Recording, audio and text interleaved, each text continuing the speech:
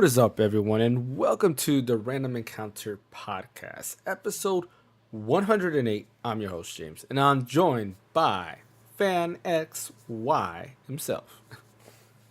What's up? What's up? How's it going? Doing a duo podcast today, so it's just only going to be us two. And honestly speaking, there wasn't that much that happened this week. A few things got announced, but I don't think they were like really major news. I think the one thing that everybody's waiting to hear about is the Nintendo playtest, which starts sometime today. To my knowledge, I don't think anybody has received any type of like start yet, or it might be happening right now as we speak, because it is 9 o'clock, and typically around 9 o'clock Eastern, usually is when things happen. But if something does pop up while we're doing the podcast, we'll see, and we'll probably comment on it later on. But yeah, as always, before we begin, don't forget to hit that like and subscribe button on YouTube. Follow on Twitch. We are simultaneously streaming. I also want to apologize if the stream goes off or like if it's kind of like on and off. I am trying out this new plugin from, I believe it's called Atom. I think that's how you pronounce it. It's a pretty cool plugin. I believe, what's the guy's name? Fan, is it Senpai Gaming, right? Is that his name? Yeah. Yeah. His YouTube channel, he has a lot of like, stuff for streaming. He gives like a lot of tips and stuff like that. But he works with this company, and or he's like co-owner of the company, something like that. And they have a new plugin for OBS that allows for multi-streaming. So I'm testing this out to see if I like it better than Restream. And so far, I do like it better than Restream. I just haven't really like tried it. Like, this is the actual first real stream I'll be trying this in. So I'm very curious to see how this comes out. If it's better, if it's worse, if it's the same, or anything like that. As far as I can tell right now, it just seems the same. Except for me, on my side, it's a little bit easier to set up, making it a lot easier to put in like the thumbnails and stuff like that on YouTube. Which, for those of you who've never done a YouTube stream, typically, especially if you're using Restream, the minute you hit the start streaming button on OBS, the stream is just starting, and then you have to go manually into YouTube Studio and start uploading the thumbnails, or put in the description, do all that stuff there. With this plugin, I could click on Manage Broadcast before I actually start, and do all of that stuff before I even start streaming, which is pretty cool. Kind of helps out. I won't say it really saves time, but it allows me to do it in a good order, where, how can I put it? Like, I don't have to worry about the stream being up, but there's no thumbnail. It's just the logo of the random encounter. So, pretty cool thing. So again, apologize if anything goes on weird. And I'll be really looking at this podcast after to make sure it is pretty cool. But yeah, let's go ahead and get started with what we've been playing today. Fan, what have you been playing lately? So I've been playing a lot of the Metaphor Refantasio demo. I'm in like 3.5, 4 hours into it right now. Nice. And then I started the Romance and Saga 2 demo since you said you started playing it. I gotta download and see how it went. Okay. How far are you in that demo? Oh, not that far at all. Like, I literally just started it like yesterday, and I was only like just trying to get the controls and everything working. So Gotcha. like 10-15 minutes really is all it was, because I was just trying to test basically play test it, just see if it would even run on the Ally X. Yeah. I mean, I would assume if it runs on a Steam Deck, it's definitely got to run on the ROG Ally really, really well. I mean, of course, assumption. Sometimes games just run better on the Steam Deck because of optimization. But like we had a conversation off stream, I feel that the optimization stuff has kind of ended when it comes to the Steam Deck, which is kind of sad to say.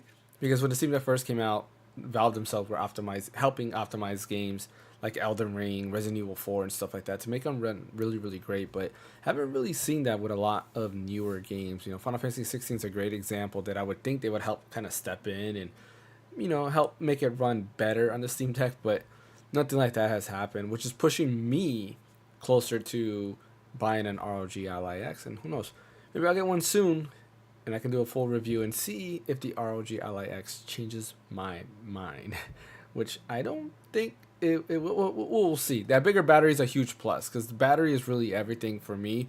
Because performance-wise, ROG Ally, the original Ally, like I said, I thought it was pretty good. Some games did run better on the Steam Deck at a lower wattage point, but the whole point I was arguing about that was because the battery life was just not great there. So, and you're saying the Ally X, right? So far, you've noticed a huge improvement in battery life. Yeah, because Yeah. when I was playing Metaphor, Yeah. I hit the 50% mark, and I was at like hour 15, almost an hour and a half into the Yeah. game. So Oh. like it was running. Okay. So that's about. That's like if you Yeah. do like, and that was me running at the max like 25 watt on battery, Oh. like Oh. Wow. mode. Okay. Like I was running it on high, just so I Okay. could So that. like get that 60 frames a second or 60 Yeah. frames per second as best as possible. And Yeah. like it during battle scenes, it was at like 60, dipped a little bit below, but not very often. Yeah. And then when you run around through the world, it was like 45 to 60, just depending on like what was going on. Yeah. Oh. But yeah, like max turbo, like 25 watts. Yeah, I got like hour 15, almost hour and a half, and I was at 50%. So I was like, that's pretty good. Yeah. Like that's No, that's actually more impressive when you actually say the amount of wattage you're using, because you're saying like an hour and a half, and in my head automatically I'm like, oh, an hour and a half, like that's about the same as the Steam Deck. Like I was literally about to comment that, and then you said that's max wattage. Like okay, that's not the same as the Steam Deck, because I'm running at Steam Deck is low settings at 45 FPS, and I'm getting about 3 hours as well. So that's a significant improvement there, and you're using like FSR and stuff. You're saying, right? yeah. Yeah. I'm using FSR. The Metaphor demo doesn't have the frame generation Yeah. available for it, so that wasn't working for that. But FSR definitely worked. So it Okay. was running the game at 720, but Mm-hmm. upscaling it to 1080. 1080. Yeah. So it still looked good. Like, and I was Yeah. very impressed with the battery life. I didn't run it, trying to get down to zero, but I mean, come on, hour 15, hour and a half at like 50%. That's Mm-hmm. guaranteeing me almost 3 hours of like 25 watts. Yeah. Man, the more you talk about it, the more it makes me want to go ahead and get that. Scoot Kid, thank you for the follow over on Twitch. Yeah, like the more you talk about it, the more I kind of want to get. Like I've been thinking a lot too. Like man, I really do want to get it to be able to play like Sparking Zero online. And just a bunch of games that I want to play, but like either A, they don't run as good on the Steam Deck, or B, there's like no online playability. You know, Dragon Ball Fighters was another one that I talked about, where you just can't do that on the Steam Deck. So little by little, I'm kind of pushing myself, saying maybe I'll go with the ROG Ally X and see what it's about. See if I do enjoy it, and I changed my mind on when I compared it to the original ROG Ally, and this might take over my favorite handheld gaming PC versus the Steam Deck. But at the same time, we're also so close to possibly a new ROG Ally that has a Z2 chip. Maybe not. It might be maybe even longer. But yeah, we'll wait and see on that. As far as me, as what I've been playing, I've been testing out the what is it called? The Nixie. I have it right here. It's the Nixie GameCube controller. Hold on, let me get it because I don't remember the exact name. The Wizard, the Nixie Wizard controller. So this was actually fans. Oh man, the blur is blurring it out. This is fans controller. He's letting me borrow it for a video, and I've been playing around with this, and I will have my full thoughts on this. But because I had this controller, I've been playing my Switch quite a lot. I've been playing. Let's see. Yesterday I was playing Advance Wars. I decided to pick up Advance Wars 1 and 2 reboot camp. Decided to pick it up again to see if I kind of changed my mind, because my original opinions of that game was like, it's actually not that great. Like I feel like Front Mission is definitely the better tactical game, and I still feel that way. But playing it a little bit yesterday, I did enjoy it. So I do like it. I just don't think it's as high as what people make it seem. Like Front Mission is definitely, I think, the better tactical RPG, war tactical RPG. They're a little bit different. Front Mission is more like Fire Emblem, where you're controlling one unit. Where technically here you're controlling one unit, but you have like the base where you can, you get money every turn. And you gotta have control points, and then the more of these points you control, the more money you get in. And then at these bases, you can go ahead and get tanks to come out, or soldiers, or whatever the case might be. So it is kind of different, but still similar in regard to you're still moving soldiers and tanks and stuff like that on a grid base. I just think Front Mission is still the better game. Maybe the story is just a little bit better, where this is a little bit more toned down. But I think the biggest thing that I don't like maybe is how long each battle does take. Some of these battles take a very, very long time, But I don't know. I want to continue playing it, see how I enjoy it. Again, I'm playing with the Nixie Wizard, which, it's comfortable, more comfortable than the Joy-Cons, I would say. So I definitely don't cramp up my hands, which is a good thing. So I can play games for longer periods of time. I was also playing Super Mario Sunshine, because of course I had to test that controller on an actual GameCube game, right? Even though it's the Switch version. So I was playing that, having fun, getting more of the, what do they call it, Shine Sprites or whatever they're called in that game. I forgot what they're called. Collecting more of that. And what else? There's something else, and I can't. I was mainly using that controller to play Metroid Prime. Metroid Prime? Yeah, I was thinking of going ahead and retrying Metroid Prime. I already beat it, but I know it's 100% the game. I gotta redo it again because there's some secret stuff that I didn't get. But I was actually gonna do that, go through every GameCube game that's on the Switch and kind of see how it compares. But I think I played enough of it to kind of get an understanding of it, and I think I'm ready for my review. But outside of that, I've been playing Metaphor as well. Played Metaphor ReFantazio and really liked it. I was about to say Emerald Saga, Romancing Saga 2. Playing that. Like I said, I enjoyed it. I believe I'm at the end of the demo, so probably after this podcast, I'm gonna go ahead and pick it back up and finish the demo. I'm almost 100% sure that this is where the demo ends. And on Green Man Gaming, if you get it through them, they actually have, I believe it's $10 off. So instead of it being $50, it's $40 for the game. So if you enjoyed the demo, fan, pick it up on Green Man Gaming. If anybody else is interested in Romancing Saga 2, I do have a link in the description. It's not for that game, it's for Final Fantasy 16, but it'll take you to Green Man Gaming. If you buy it going through that link, it does help out the channel. We do receive a little bit of that money that goes there. Not a lot, but still a little bit. And every bit helps out because I'm trying to get as many handhelds and controllers and all that thing as possible to do reviews on. But yeah, I think that's pretty much everything I've been playing. So let's go ahead. And did the team that made Romancing Saga 2 remake or remaster, whatever the game is being called, also do the Mana series, like the Visions of Mana and stuff because the art style looks like almost very similar. Yeah, I don't know. It's funny you say that because playing that, it reminds me of Visions of Mana and Trials of Mana. It also reminds me of some Dragon Quest XI vibes. But I was thinking maybe it's because it's an old school RPG remake, and those games are Trials of Mana is a remake as well as Dragon Quest XI is not a remake but has old school vibes. I was wondering maybe because of that, but I don't know actually. I want to look that up. Let's see. They're both Square Enix games, so yeah. I'm just wondering it sounds like the same team made both games. Yeah, because art style is definitely very similar. Let's see.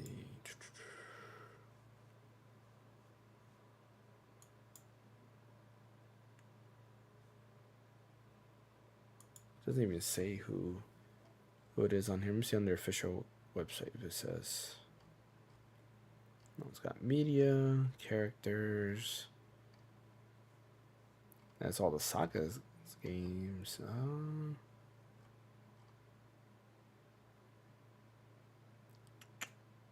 Yeah, it doesn't say who does it on here. Well, they have something called the Saga Project. Just realized this. Oh, I guess it's them trying to remake all the Saga games and bring them to modern platforms. So, Square Enix is definitely putting money in it because this is a franchise that I've never played, and they've come out with a lot of them recently. It's remastered by Art Piazza, which is Dragon Quest.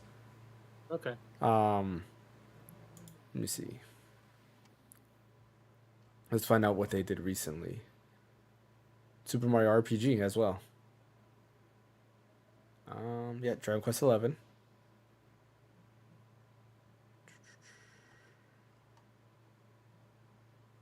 They did all the Dragon Quests.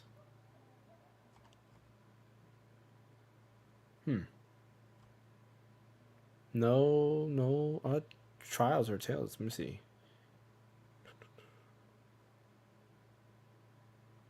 Yeah. No Tales or Trials. Oh, okay. Yeah, which is interesting.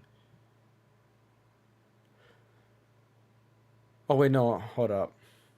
I'm sorry. No, this is the remaster version that was released on Android, Nintendo Switch, and stuff. So this is not the same version. This is not the remake. I apologize for that. The remastered version was done by Art Piazza. Let's see. What about the remake? It doesn't even say it here.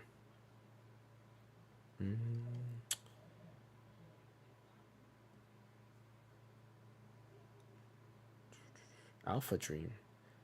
Alpha Dream's the people who do Luigi, Mario Luigi, right? I think so. Remaster.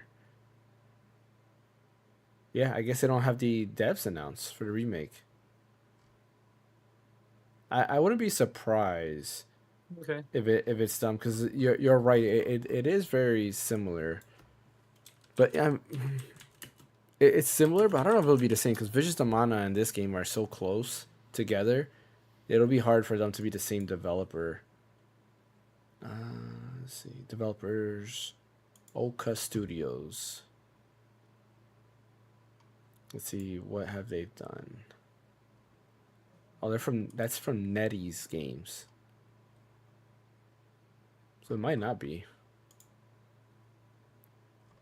And they shut down recently too. Crazy. Let me check Trials of Mana.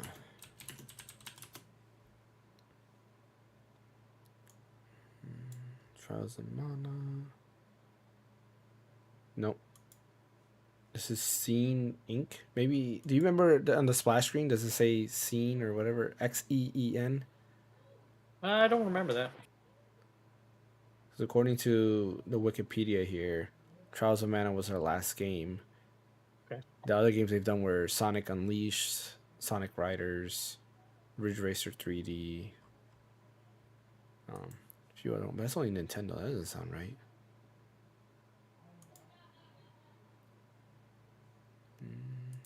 No, it doesn't seem right. Yeah, I guess we can't find a definitive source, because here's another thing, and it shows they only made 3 games, which that doesn't seem right either. So, I don't know. Maybe we'll just say they made. Oh yeah, Romancing Saga 2. Oh no, wait. Yeah, Romancing Saga 2. Yep. Okay. So they did Trials of Mana. So Trials of Mana and Romancing Saga 2, they did that. So yeah, you're right. Yeah, there you go. It does have that look to it. So yeah, I'm surprised you're spot on. I didn't really think about that. Like I told you, it had an old school feel, but yeah, same developers who did that. It's pretty cool. Yeah, they just look the same. I was like, it's just interesting. Yeah, they do. They do quite a lot when it comes to like art style and kind of just the way the characters move and stuff like that. I do feel the same. That is true. All right, let's go ahead and talk about our first topic of the day, and that is Dragon Ball Daima. We're not going to talk about the anime, really, even though the anime is great. Enjoying the anime. 2 episodes only out, and I can't wait for the 3rd episode this week. But there was a event. I believe this was at the New York Comic Con. They announced Daima is going to be heading to Dragon Ball Z Kakarot. So there will be a specific Daima portion for Kakarot DLC, which is crazy because I thought it was done. Kakarot already had their DLC. They did the last DLC they had was the 25th World Tournament. So they had that. That got announced, and then they also announced Xenoverse 2 is also getting Dragon Ball Daima DLC, and as well as Sparking Zero will be getting Vegeta Mini, which is Kid Vegeta basically, which is being showed in Daima, as well as Glorio, who they showed off in Daima as well. So pretty cool announcements, honestly, for there. And I didn't think we would get Daima DLC or anything like that anytime soon. And I honestly didn't think it would ever come to Dragon Ball Z Kakarot, because I thought they were just done with Kakarot after that last DLC. But that gives me hope that there will be actual OG Dragon Ball DLC for Kakarot, because I still feel that Dragon Ball itself, or rather, I hope there's no DLC. I want there to be an OG Dragon Ball Kakarot, where it's just Kid Goku and we just go through the story of Kid Goku. That would be cool. What's up, Ash? I see you tuning in. Yeah, can you hear me? Yeah, I can hear you. Okay, cool. Yeah, my bad. I thought the podcast was supposed to start at 9:30. No, it's 9:00 now. We went back to the normal schedule. You're good. Okay. Makes sense. Okay, let me turn this on real quick. Okay,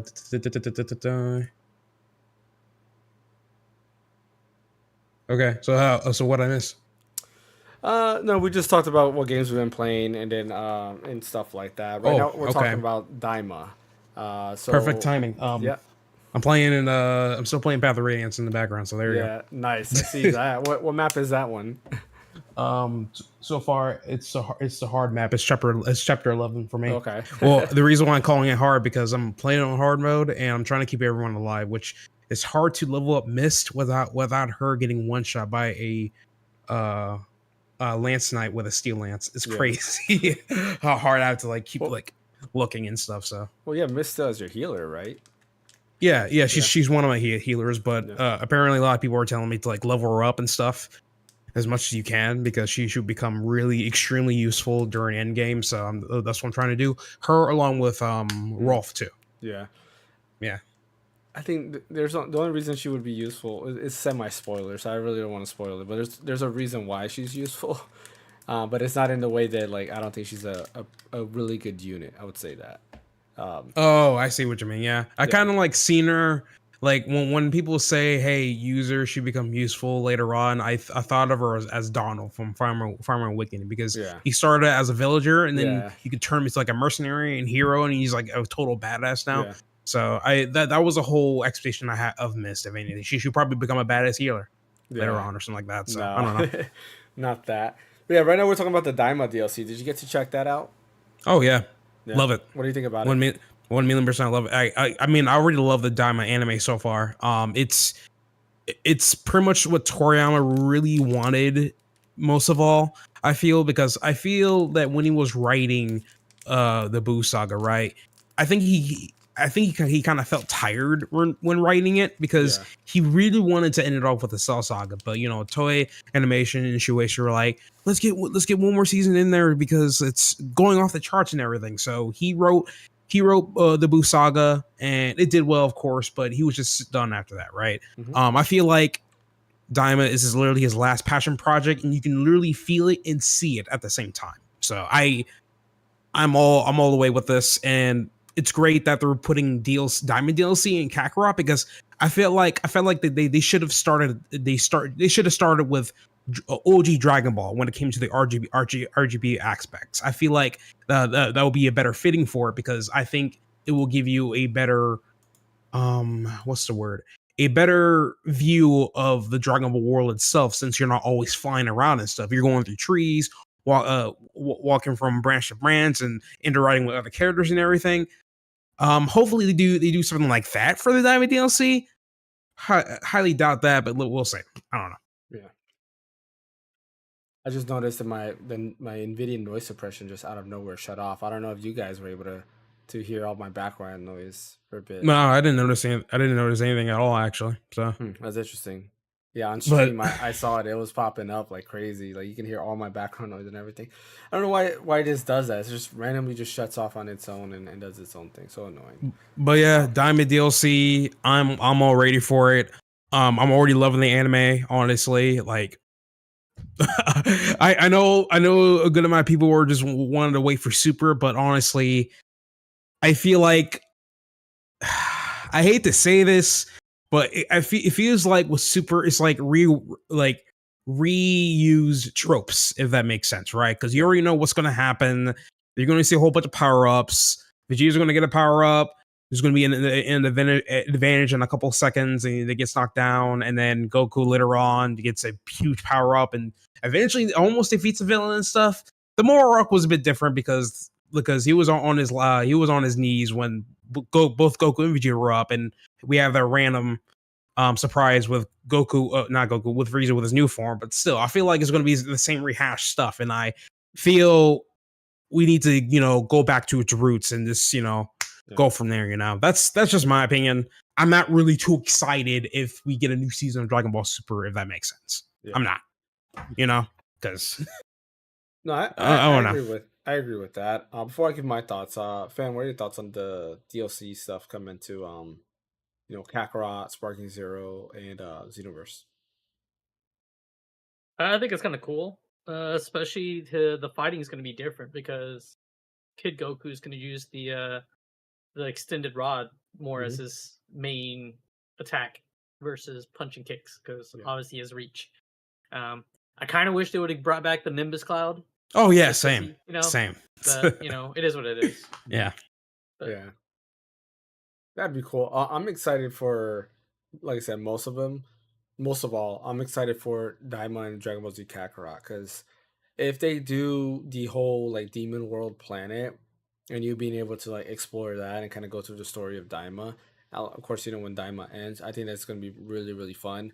And if they add like Vegeta Mini, Piccolo Mini, right, and you get a swap between them, that'd be pretty dope, because you can already play as them in Kakarot, so it's like having them in Daima as well would be pretty awesome. I don't know, like I agree with Ash where you can tell this is a Toriyama written story from the get go. Like Super doesn't feel that much like that. Toriyama had input, but I believe he wasn't the one that was like writing the head, like all of it. Yeah, he was. For Super, he was writing manuscripts, and that's it. He was literally telling you what should happen, but that's it. But he wasn't in the weeds when when it comes to the production value and everything. Yeah, where Daima feels like it just feels like Dragon Ball and Dragon Ball Z. Like first episode right away, it's like it felt so much better than Super. And then the second episode got me even more hyped. I'm like, man, like, and that opening is great as well. Like John, check that John. Okay, I can't get tired of that, man. Such a good opening, and that opening got me so excited because all the stuff that we got to see. Because honestly, I thought it was just gonna be just Goku, on this in the Demon World with the Supreme Kai and of course the two new characters, and then it was a whole. Out of nowhere, Vegeta and Piccolo and Bulma are all going along on this adventure. I was like, yes, let's do it. Let's do it. 1,000,000%. It's great. Like, I'm excited. Like, listen, like I said, it's weird seeing this. Like, it's weird, like, seeing other people's opinions, because there's also the other people that they just want to see the Moro arc animated. But I'm like, bro, come on, give it a rest. All right, we already know what happens. We know you want to see animated, it's of course, but Daima is literally Toriyama's last push. Yeah. Like, just give it a shot. Yeah. Okay, that's all I'm asking. I mean, and Super animation is not that great to begin with.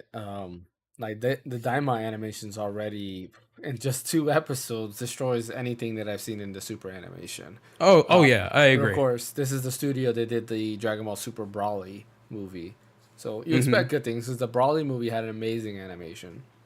So it's one of those things that you expect something like this to be that good. But yeah, I'm excited for this, and I can't wait for it. Makes me want to definitely hurry up and beat Kakarot on my PC, because I have it both on PS5 and PC, and then get the DLC, because I still have yet to play any of the DLC. Well, let me rephrase that. I haven't played the new DLC, like the Bardock, the what was it? Bardock. Shoot, what were the other two? Bardock, the 21st or 22nd Tenkaichi tournament. Yeah. What was the third one? But I think the Battle of Gods DLC. No, I already got that. Yeah, I got the Battle of Gods, the Future Trunks, and then there was something else that came with that. But then there's 3 new ones that came out in the other season pass. Oh, I don't know. I mean, Bardock, that, and there's one more we're missing. I don't know why I can't remember that, but there's another one that I'm missing there. Tournament of Power? No, I don't think that Tournament of Power. No, I don't think there was something like that in there. I don't know. Yeah. Maybe I made. There's Goku's Next Journey, 23rd World Tournament. Oh, Goku's Next Journey! I forgot about that one. Yeah, with Oob. I forgot about that. Yeah, that's the one. So all of those that I have to do. I'm excited to continue that and get to Daima. Oh yeah, that has Pan and Ubu. Okay. Yeah. All right, and then our last topic of the day, which is a topic that I think we're all gonna enjoy talking about. Something that I'm excited for, but I'm not gonna get for clear reasons. And that is Analogue has announced the Analogue 3D, which is basically a N64. You'll be able to play your N64 games in 4K. Basically, be upscaling all of that directly on there. Pretty cool. The thing I'm most excited for that is not even the analog system itself, but the controller. They collaborated with 8BitDo, and they announced the 8BitDo or 8-bit DO, however you want to pronounce it. N64 basically style controller, which looks really, really cool. I'm excited to get it. I will definitely be getting that day one. The pre-orders for those all start tomorrow, so hopefully that controller is still available for everybody to get. Hopefully it doesn't sell out quick, because sometimes things like that sell out quick.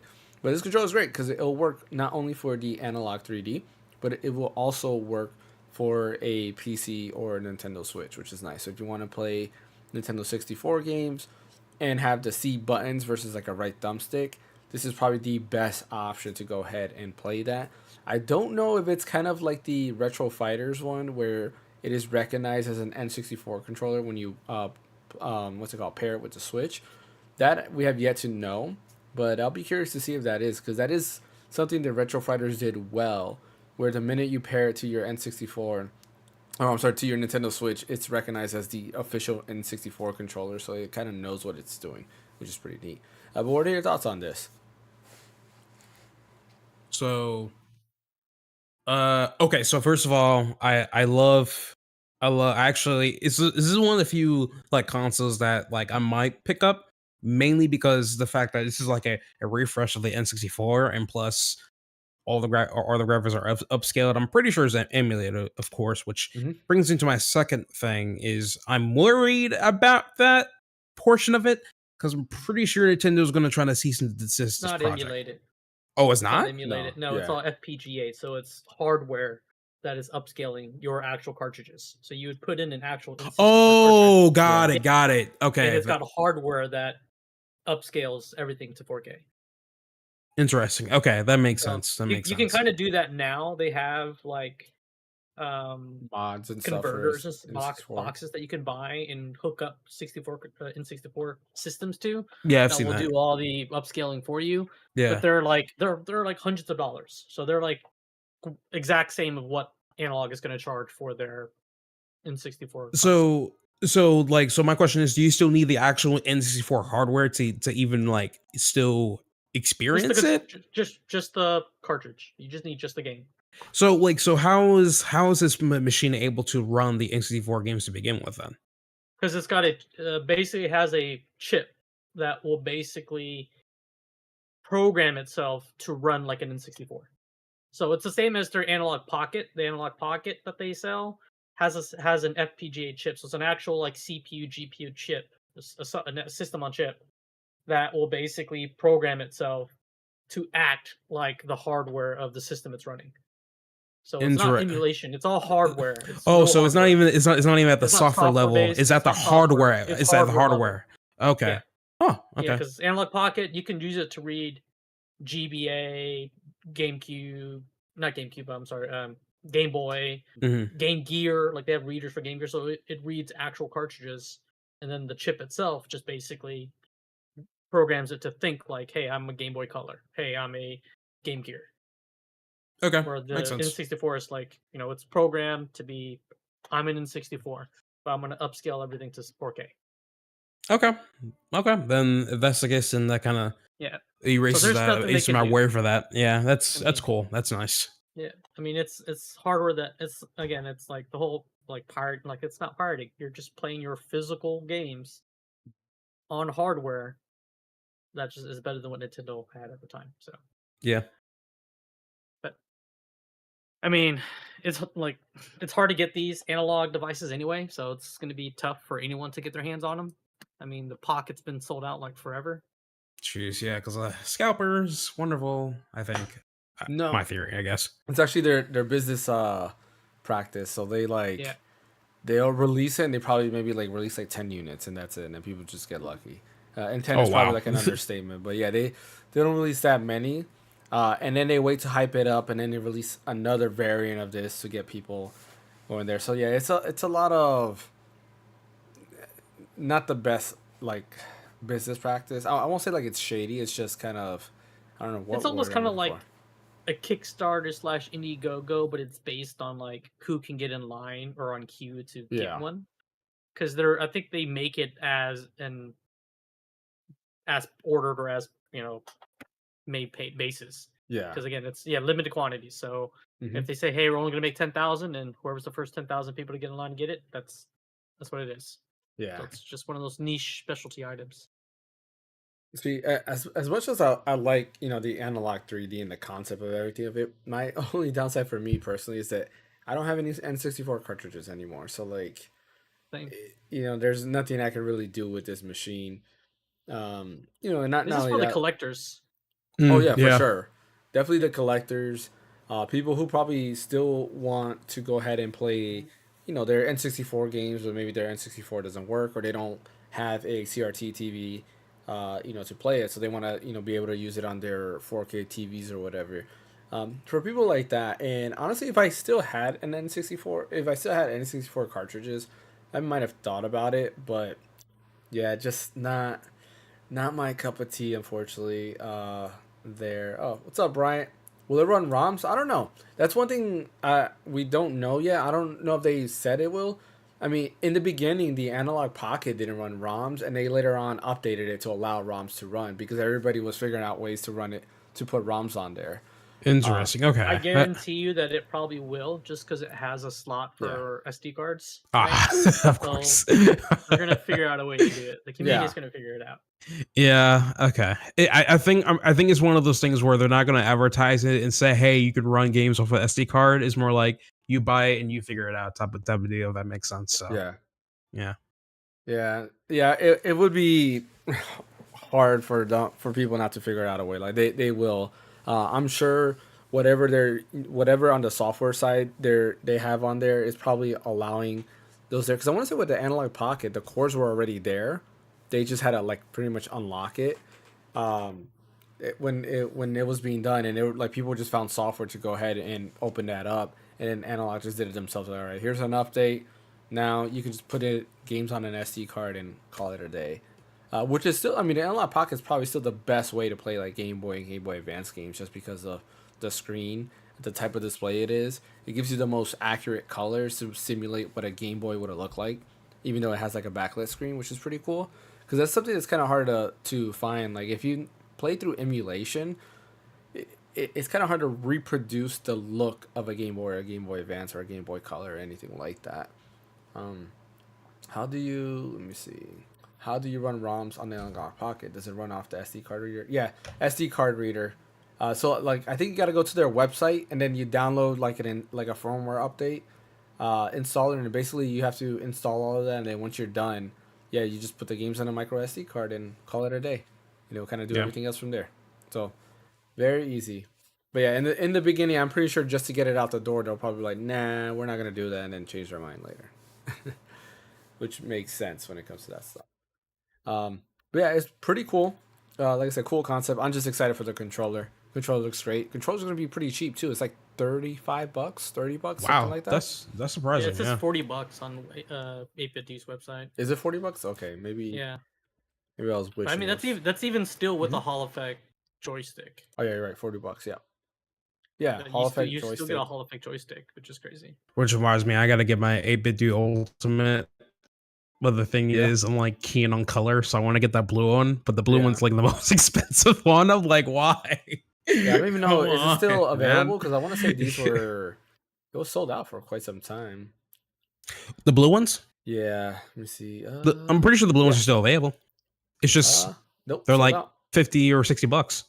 Wait, where were you looking at? On the website? On Neighbordude's website, or maybe on Amazon. Yeah, Amazon is where you can find it. It's like $60 or something like that right now. Okay. Yeah, the blue one, the blue version. Yeah, the black ones are the black one and white ones are like $40. Genshin Impact blue one?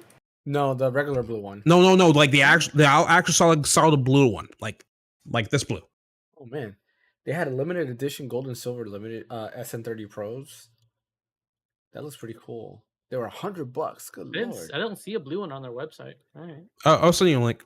On 8BitDo, yeah, I see it right here. I'm looking at 8BitD Ultimate. Oh, that's wire. That's wireless. Maybe it's supposed to be Bluetooth. Yeah, I think it's under here's Bluetooth. It's I just scrolled down and popped up. It's Bluetooth. Yeah, it's yeah. Yeah, it says. I found it. Said, I'd love to have the N64 to play the N64 WCW games. Ash, your shirt is dope tonight. Glad you're revving the dress here in my absence. Your rising. Oh shirt. Yeah, absolutely.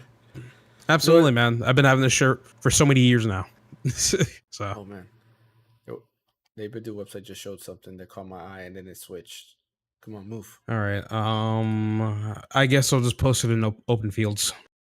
No, I see it. I was on there. It's just, Oh, you already found it? On their website, they separate it from like 2.4 gigahertz or Bluetooth, and the blue one's Bluetooth, where the other colors are 2.4, which is I don't understand why they have that difference. I guess they try to separate it because the Bluetooth has the Nintendo style buttons layout, where the 2.4 has the Windows PC layout. Yeah. Oh, I see what you're talking about. Yeah, that makes sense. Yeah, that's the one I wanted. I'm just trying to see if I can get it on a sale. That's what I want, But yeah, I don't know, honestly. Oh, that's what it is. I think it's mainly because they only sell this particular model and the Bluetooth model, I guess. But it's confusing to me because I guess you can either use the dongle or the Bluetooth option for this because it also shows a thing. Yeah, so. Yeah, I know it has both, so I don't understand why on their website they separate it by that way, but it's just weird. Yeah. Well, I mean, because Bluetooth, when you use it with Bluetooth, you can use it with.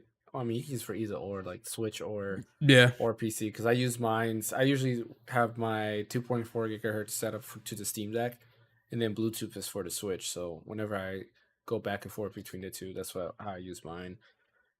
Downstairs, upstairs, I use this one. My favorite. I was planning on using that for my for the good old Steam Deck. So yeah. Steam Deck's game changer. Always will be. Even though I'm actually, like I said, like I was saying in the beginning of the podcast, this close to buying an ROG Ally X. I think. What's pushing you? Final Fantasy 16 not working properly on the Steam Deck. Dang, that's the only reason? That's crazy. Well, not only that, like Sparking Zero.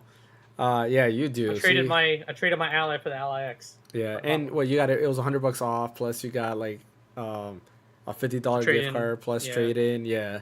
You got it for a steal. Like that's an amazing deal that you got it for. So what about Sparking Zero? Because I was able to run it off my Steam Deck with no issues. Well, you're running 45 FPS though, right? Yeah, 45 was just as fun on the Steam Deck. But then, you're aim for 60. But you can't do it online. Oh, you really? You can? Yeah, you can't do it online. Yeah. So I didn't know online. that. It won't allow you. So that's something like that. Like Fighters was another reason. Like you can't play Dragon Ball Fighters online at all. You can do the single player. Xenoverse 2 is another thing too. Like you can't do online with that. So there's a lot of games I would like to play, but I can't do that. Cyclops, welcome to the podcast. Says, will the Nintendo Online N64 Switch work on this controller? Yeah, if it's like the Retro Fighters one, I would assume so. That's the one thing we have yet to find out, because the Retro Fighters, which Fan has, when you connect it, the Switch automatically recognizes it as an N64 controller, and it works perfectly with the N64 online. So we assume so, but we have yet to see, about that. Hopefully, when it comes out, we'll be able to figure it out. I'm definitely trying to pick up one tomorrow when it becomes available. I believe pre-orders start. What time was it? Let me see. Watch it be right now. No, 8 a.m. Pacific. So that's 9, 10, 11 o'clock Eastern, our time, tomorrow morning. Got too many controllers, man. Yeah, I do too. You guys got way more controls than I do. 8BitDo Pro 2. I've got the original. I've got the Ultimate. I even got like the 8-bit like M30 like Game Genesis controller. Yeah. He's got a whole rack of them. You've got my Nixie Wizard like GameCube Joy-Cons. This is using. Yeah, this is Fans right here. The Nixie Wizard. So, how is it? Is it good? I mean, I'll have my video up this week about it, but like I was saying, like it's it's one of those. It's decent. I would say it's decent. Okay. I'll have some thoughts about it. I do have another controller coming in tomorrow, hopefully, and then that one we'll really see if how I feel about that, and that will be a video for the following week because I'll be testing that out because I needed something for my Switch. I want to finish some of the games on my Switch, and I just hate that hitting that hard time limit of like after an hour and a half, my hands start cramping up. Oh, that sucks. And that's the main reason why I don't use my Switch because it's like it doesn't even include this. Oh my god! How many controllers? I got too many controllers, man. Dude, you have a rack, bro. Nobody has this controller. This will forever be just a ghost. Your Dolly kit. No, this is the That's the Stadia. Google Stadia, yeah. Yeah. Oh, the Stadia, yeah. I was about to say the Ouya. Yeah. Ouya. No, I don't have the Ouya controller. You know what's funny about this controller? I did the unlock process and everything because Google was gonna just let this controller die, but I did the unlock process to have it work on PC, and to an extent it works, but it doesn't work like on every game for some reason. Like on Cemu, I was able to go ahead and use this and play games with it. And then, like on any emulator, I could use this and play games on it. But when it goes to like games that are on Steam, it doesn't get recognized for some reason. I don't know why. That's weird. Yeah, but I kind of like this controller feels good. Google, whoever Google went to design this controller, I think they went to somebody who knows their stuff because it feels good. It looks kind of like a PlayStation controller, but It kind of looks like a Switch Pro controller and a PlayStation controller had a baby. Yeah. I would say, I agree with that. And the thing is, it feels good. Like the thumbsticks rest like easily. The minute the way your hand goes in on this, it feels very comfortable. The thumbsticks don't feel that bad. Color wise, I like it. So pretty cool. Wish there was other ways to use this, which there probably is. I just don't know how to do it, and I don't care enough to try to figure that out. No. But yeah, I think this is pretty much everything we gotta talk about today. Shorter podcast. Like I said, it wasn't that much going on. Do you guys want to add anything at the last minute? Any last words? I'm trying to think of something. Oh yeah. I forgot the time exactly, but on October 22nd, Masahiro Sakurai wants us to watch his last episode of his Making Games series. Could be something that he might announce, but it's probably nothing. It's just he just wants everyone to watch the last episode, and that's pretty much it. But yeah, it's going to be happening on October 22nd. For international viewers, it may be hard because he's trying to like premiere this in Japan time or something like that, so it may be difficult. But yeah, just want to throw that out there, I guess. He's gonna announce he's working on the new Smash Bros. Game. hey, could be not. Who knows? Yeah. So, but yeah, I think that's all I can remember for that, if anything. I'll definitely. I didn't get to see the last one, but a lot of people were telling me that it's a sad one because he dedicated it to Iwata. So I heard that one was pretty tough. But I do want to see it because he has a lot of memories of Iwata and talked about how like Iwata was a genius basically. A lot of people went to Iwata to get their games running. He helped out the first Pokemon games. They couldn't get Red and Blue functioning properly, so he kind of like helped out with all of that stuff. People don't realize like he was the CEO of Nintendo, but he was also a developer and also a gamer, and that's why there's that famous speech of, my business card says I'm a CEO or whatever, but I forget what it was. Like my hands say I'm a developer, but in my heart I'm a gamer. So it's something around that line, and there's nobody else that's like him. He knew business, he knew gaming, and he loved gaming. So that was something I do want to see because he was something that is rare to find in the gaming space right now, especially where all the CEOs are basically just businessmen. People who really know about gaming. Which reminds me of another thing that I've been hearing as of late is that a lot of people are now realizing that modern gaming kind of sucks now because I know, right? Of all yeah, like you've been seeing that too. Like, yeah, I'm seeing that now. I'm like, how many times have we said that in this podcast? I've said it multiple times. Yeah, too many times. Yeah, it's just like, we're small, so a lot of people are not gonna see what we say, but still, it's like we've been saying it multiple times, and a lot of times when I talk with people, I'm like, look, this is my take in the gaming space, and then next thing you know, a month later on, the general public is talking about it. Yeah, I'm just like, man, about a month later, I guess, but who knows? I mean, yeah, it's just there's a big reason why I'm still playing a good amount of older games because they're good games. It's not about and I hate when people say, "Oh man, you're just nostalgic." I'm like, no, it's not nostalgia. No. These games are still good. Yeah. Like that's basically what it literally is and stuff. And like, I think another big thing too is a lot of gamers literally became graphics whores, and this is coming from a guy that has a 3080 in their system that loves to max everything out, but at the same time can still enjoy a game that has subpar graphics, right? So that's how I see this. That's how I see it. A lot of a lot of studios put so much budget into how many pores a person should have in a video game, which I'm like, okay, fine, you could do that, but don't make that your main focus. Yeah. Right. That's just my point of view on things. You know, it is what it is. Yeah. We've said it multiple times. You know, fun. You make a game for it to be fun, and a lot of studios are just not putting the fun factor no more. It's about how is this gonna make money, make us money, not how fun it is. Because if you make a fun game, the money will come, right? That's how it is, and people don't realize that they're so much money centric instead of trying to figure out, okay, you can make the money, but how are you gonna get there, right? And you try to do all these like shady like cash grabs and stuff like that. And try to build a huge marketing spree where a lot of games you don't even need that much marketing. Tears of the Kingdom's a good example. They didn't really market anything until the last second, and then bam, it in a year it's almost as much as Breath of the Wild has sold. But that's because we had fun with Breath of the Wild, and we knew Tears of the Kingdom was just going to be as fun, if not more. But that's a Nintendo way of thinking. Here's the thing: we're still getting bangers from different studios. It's just we're getting less bangers compared to what we had back then. Yeah. That's the difference. And the thing is that it's just when there's more money involved, they're trying to literally they just try to overinflate the budget for something that shouldn't be overinflated in the first place. Fantasy VII Rebirth.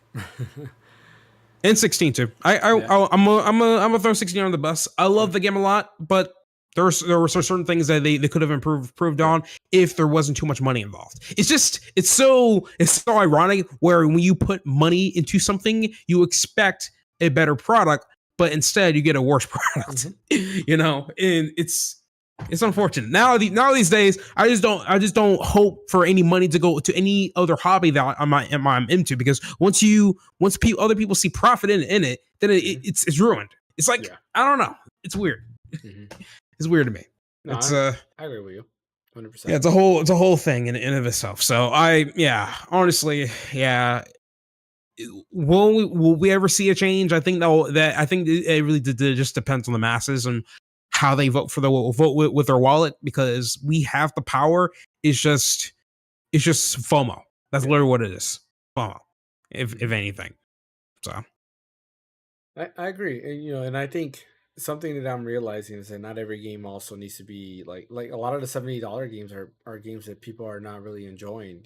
Astrobot was $60. It's only $10 cheaper, but still $60 game. Everybody enjoyed it, and it was a fun game. Romancing Saga 2 that I was talking about is $50, and this looks like to be a game that I'm really going to enjoy. I'm enjoying the demo so far. Highly recommend if you haven't tried it yet, Ash. You can play it on the Steam Deck, and it runs great on the Steam Deck at 60 FPS. I think it's only 60, and the next tier is like 120. There is no 90 FPS, so you can't do 90. But runs great on there. That's $50. Sonic Generations also, it's not a $70 game. And they added a bunch of shadow content. I think that's going to do very well. A lot of people are excited for all the shadow stuff. And that's also, I believe, $50 as well. So another $50 game that probably is going to do great. And then, of course, there's a lot of the Nintendo games that are only $60 that are great. I'm sure like Mario and Luigi, Super Mario Jamboree, which I said was back to form and it was going to be an amazing game. And sure enough, everybody's having the same opinions there. That's also a $60 game that a lot of people are going to have fun with. So you don't have to make a $70 game. There's some cheaper games out there like Sea of Stars. There are cheaper indie games that are still amazing games. So I think it's just, I don't know. It's a mixture of what people are trying to do. Now you have Sony that they spend a lot of budget on their games and they have to release it on PC, and then they do a remake of the same game to re-release it again, to try to continue to get the same money. Oh God, jeez, man, that's. I'm sorry, that's a scam right there. Holy crap! Yeah, that's why I'm not the biggest fan when it comes to. Oh God, to that I'm stuff, sorry. But... A remake. Well, which game are they trying to remake again? Horizon Zero Dawn. So Horizon Zero Dawn, yeah, remake. What the fuck? Yeah, that one. So that's coming out later on this year. I mean, we already got Last of Us remake. I mean, Spider-Man 2 is also coming to PC. Which Yeah, I know, that was also surprise. some big news. I should have mentioned that. I completely forgot about that. That is pretty big news. I actually, but I'm they not. said I'm that not when the surprised. game was released. Say it again. I mean, yeah, they said did. that when the game was released. Yeah, It but we was, got it's a release date exclusive now. on, Sony, and will come to PC later. Mm-hmm. The big thing was that there a lot of people were pointing out is that the time window was a lot shorter for the second one to come out compared to the first one and stuff. So that's why people were surprised. They were expecting a lot longer wait time for Spider-Man 2 to come to PC and everything. Which I don't know why, because like God of War Ragnarok came out a year after, I want to say. It was so like when did Ragnarok come out again? 2 years ago on PS5. Oh yeah, 2 years ago and then it came out last year, right? I thought it came out. I thought it came out this year.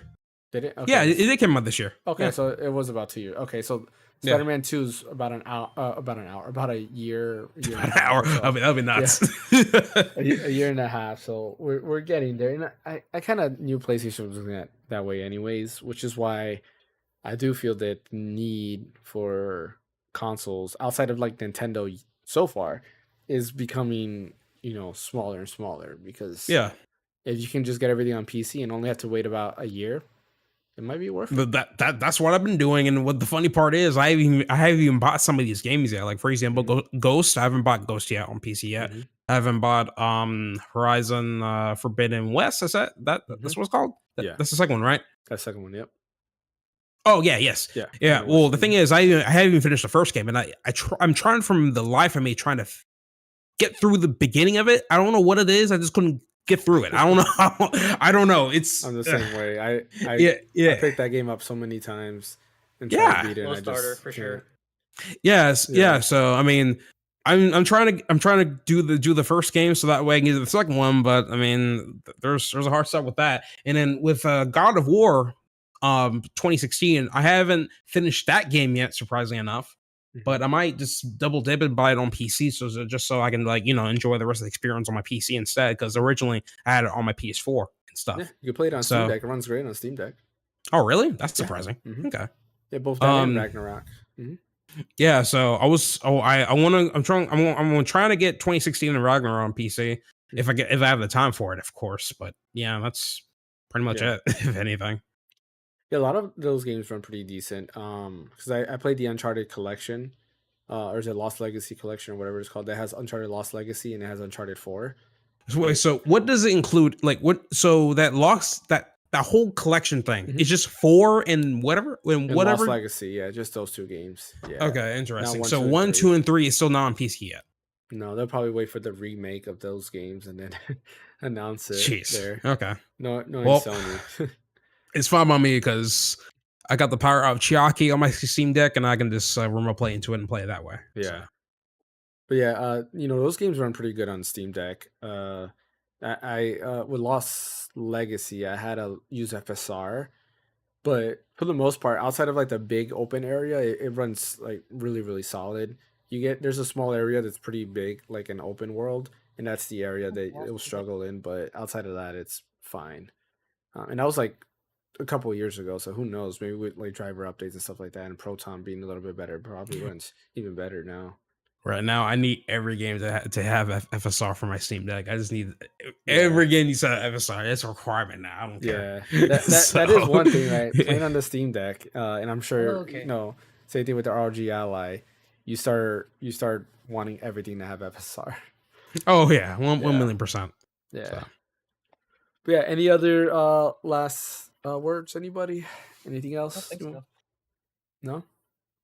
Right. Pick a god and pray.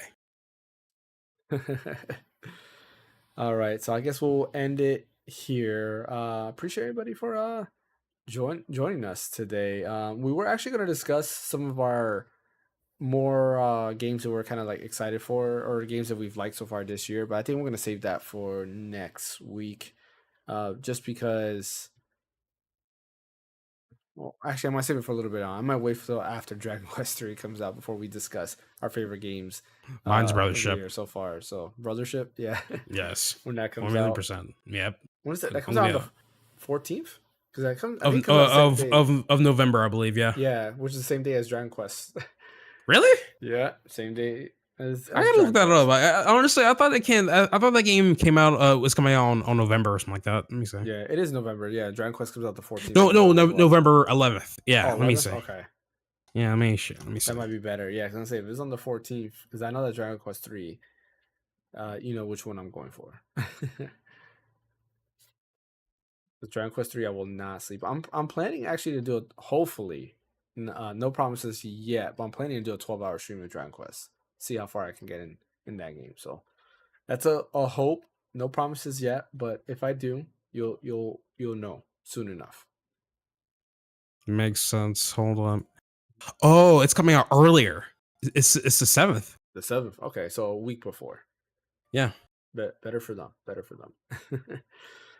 But like I mentioned, thank you everyone for joining us. As always, don't forget to hit that like and subscribe button. Also follow on Twitch and share the channel. It does help out a lot. We will be back Thursday with the group stream. And Friday, I probably will continue Sparking Zero and continue doing the what ifs there to kind of get that over with. And that might be the game I play until Dragon Quest 3, honestly. We'll see where we go from there. But yeah, Fan, where can I catch you at? You can catch me here, Phaneckswhy on Twitch, Twitter, and YouTube. What about you, Ash? You can catch me at Ash Destroying on YouTube as well. So I haven't uploaded a goddamn video. Don't know when. It all depends. And as always, you can catch me right here at the Random Encounter. We'll have a video this week about the Nixie Wizard, and then next week, hoping to do, well, I should have another video on this next controller that I'm going to have. I should have a few videos planned, because I'm not sure if I didn't mention this. My Retroid Pocket Mini finally shipped after forever. It finally shipped, which is great, so I'm hoping to get it maybe sometime this week. Still waiting on my Ionio Pocket Micro. That has still not shipped, and I have no clue when I'm gonna get that. Honestly, I think it's gonna be sometime in November, which kind of sucks. But I do have videos planned for at least the next 3 to 4 weeks. So hopefully that Neo Pocket Micro comes in before then. And yeah. Anyways, thanks for watching. We'll catch you guys next time.